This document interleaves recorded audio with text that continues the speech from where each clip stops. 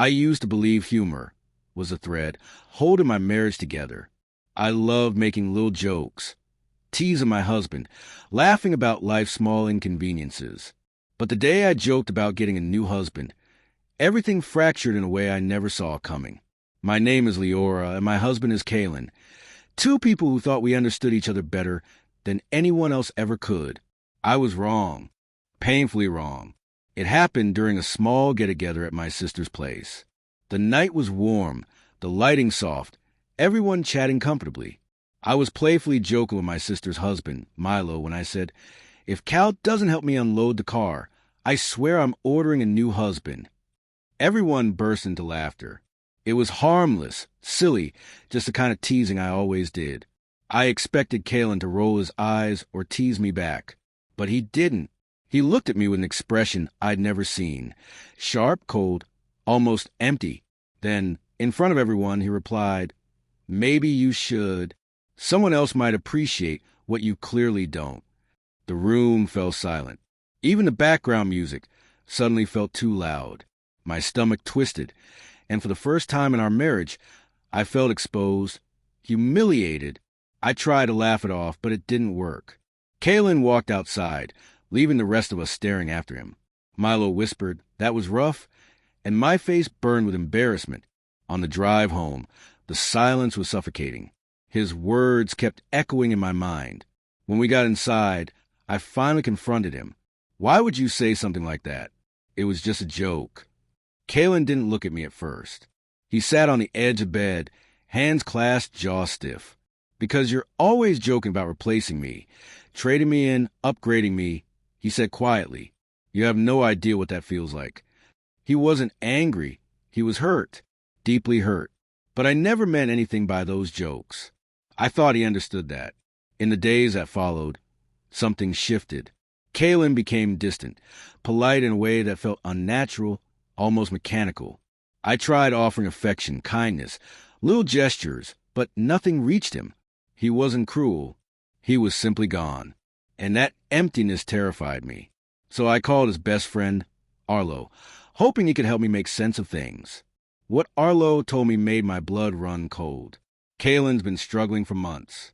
He feels like he can't meet your expectations. And those jokes, they hurt him more than you realize. I felt sick. I had been unintentionally wounding the man I loved. Arlo hesitated, then added something else. And he told me something I probably shouldn't say out loud. He's scared you'll leave him first. That shattered me. I had never even imagined leaving Kalen. But suddenly, I understood why his words at night had been so cruel. Pain often hides inside sharper marks. I decided to repair the damage. I planned a quiet dinner at home. Lit candles. Cooked his favorite meal, lavender pasta with lemon-roasted chicken. When he walked in and saw it, he sighed, "Leah, you don't have to do this," but I insisted. Over dinner, I laid everything out, how thoughtless I had been, how I never meant to belittle him, how much he meant to me. He sat silently, listening. When I finished, he looked at me with tired eyes. "It's not that I think you don't love me," he said.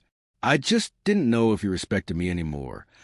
I reached across the table and took his hand.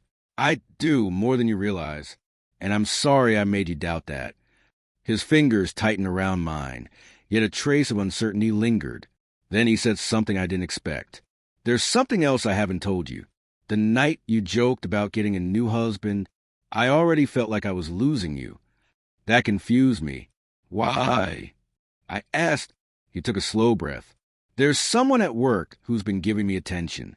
Nothing happened, but I didn't hate it, and that scared me." My heart sank, but before I could respond, he continued, "I don't want her. I never did. But I think her attention felt comforting because I felt invisible at home." His voice cracked on the last word. The confession hurt, of course it did, but what hurt more was realizing how blind I had been. Kalen wasn't asking for perfection. He was asking not to be overlooked. I stood, walked around the table, and held his face gently. "I see you," I whispered. "I'm sorry I made you feel unseen." His eyes softened, the coldness fading. "I don't want anyone but you," he murmured. "I just need to feel like I matter too." Tears ran down my cheeks, not from fear or anger, but from finally understanding each other again. The next weekend, we returned to my sister's house for another dinner.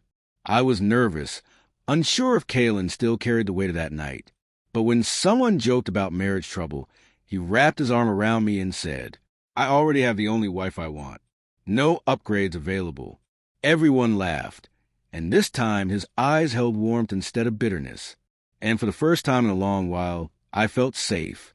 Not because Kalen forgave me, but because we finally opened the doors we had both been keeping shut. Sometimes the most painful moments aren't meant to break us. They're meant to teach us.